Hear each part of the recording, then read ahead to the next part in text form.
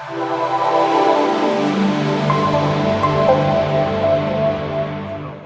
to a special edition of Torah Mitzion, the Why Torah Mitzion call a special Torat Eretz Yisrael for Tu B'Shvat.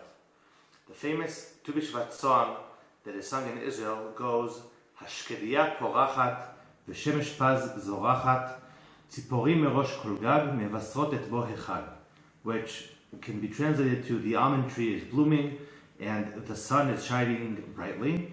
The birds from the rooftops are singing and announcing that the holiday is coming. Tu B'Shvat higia, Chag Leilanot, Tu B'Shvat has arrived, the festival of the trees. And it's interesting, why is the song that we sing about an almond tree not one of the Shivat HaMinim, the 7 species that we know that Eretz Yisrael is blessed with, not one of the Eretz Avat Chalav Udvash, maybe something more connected to Eretz Yisrael? What is so special about the almond tree? If we look throughout Tanakh, we see the almond tree is mentioned in a few different places, and one of the many places it is mentioned throughout Tanakh is with Moshe Rabbeinu. But before we speak about the times it is mentioned in Tanakh, there are 2 specific, unique facts that the tree have, that this specific tree has, that other trees do not have. One of them is it blooms very quickly and very early. Now it's Tu B'Shvat in the middle of the winter, and we start seeing the trees are starting to bloom, even though it is the middle of the winter, and the rest of the trees are not going to bloom for much later on. We know the special bracha that we say at the beginning of Chodesh Nisan, at the beginning of the spring. We bless HaKadosh Baruch Hu and thank Him for the good trees that He created. Ilanot tovim uvriot tovot lihanot b'hem bnei adam. The trees, the creations that HaKadosh Baruch Hu gave us for human being, for mankind to enjoy. That's not the case right now. Right now everything is gray and dark. Nothing is growing. But the Etz HaShaked, the almond tree, is already starting to grow. Is already starting to bloom. And what's special is it has this very magnificent white color that is very easy to see. And this tree, not only does it have its flowers come out first, the flowers come out before the leaves come out, and then of course the fruit comes much later on. And of course the tree that comes out first, and when it grows first, obviously is the first tree to then vanish and go away. So why is it that we are so excited about this tree? We'll go back to the Tanakh. In Tanakh, Etz HaShaked, or the times it is mentioned, are actually more about the staff. The special staff that Moshe Rabbeinu used, the mateh that he used throughout his time with Bnei Yisrael in the desert, we see that he uses it for many different occasions. He takes it to Paro and he uses it for the different plagues throughout Yetziat Mitzrayim. He uses it for Kriyat Yam Suf. He uses it for many other occasions. He breaks he hits the rock with it for the water to come out. He uses it to show Korach that he is incorrect and that Moshe Rabbeinu and Aharon HaKohen are the ones who are supposed to lead Am Yisrael and not just Korach.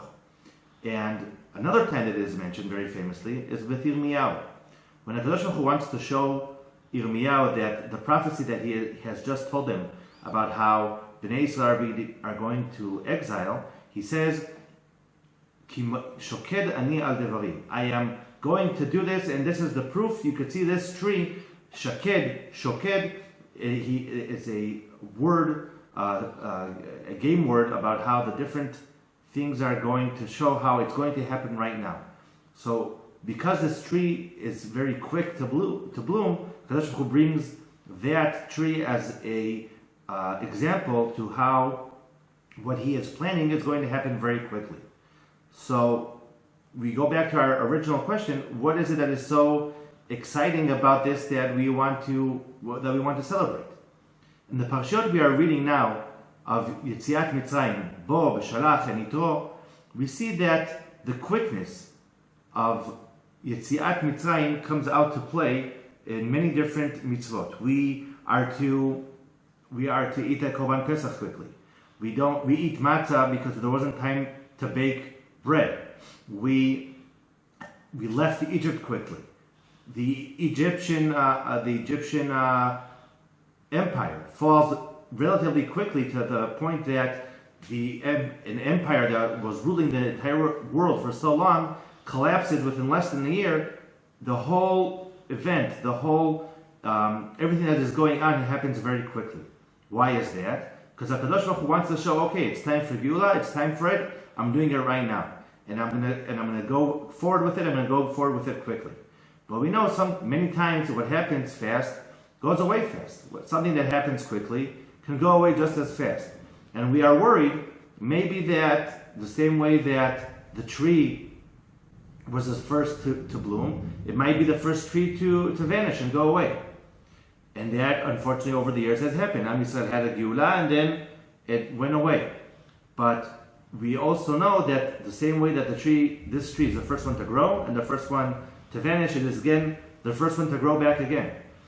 Part of what we celebrate in Tu B'Shvat is the fact that even though we're not even done with the winter, we might be almost only in the middle of it. We already know that spring is coming. We already know that the next redemption is on its way. We celebrate in Tu B'Shvat the fact that we know that even though it seems very dark right now, we know that the next blooming is coming very quickly, and we're already anticipating it. We celebrate the fact that we have the ability to look forward and see already the beginning of the next blooming, of the next Geula, which hopefully this time will last for that much longer. Which brings us to the next point of looking forward to the future, is the whole idea and the whole concept of planting trees. Because when you think about it, what is the point of planting trees?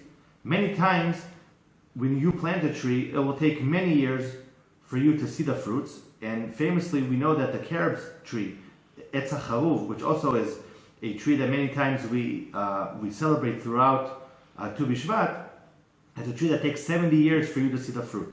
The famous story about Chonia Me'agel in the Gemara, who sees a person planting a tree, and he tells him, why are you planting it? It's going to take you 70 years until you see it. He says, I'm not planting it for me. I'm not even planting it for my children. I'm planting it for my grandchildren, because I want the world to be a better place. I want to leave the world a better place when I leave it, so that the next generations will be able to enjoy it.